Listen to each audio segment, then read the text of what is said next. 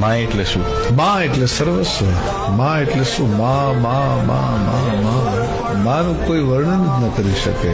ઈ રહોડામાંથી જઈને એ થાળે લઈ આવી દીકરાને પરાણે કોળિયામાં મોઢા દઈ દઈને જમાડે એનું નામ માં.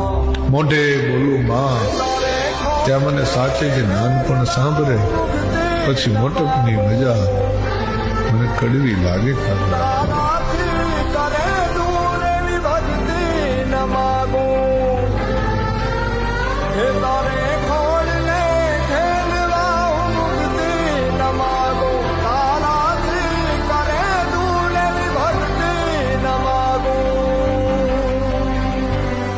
સુકામાં સુવાડે વિને પોડી પોતે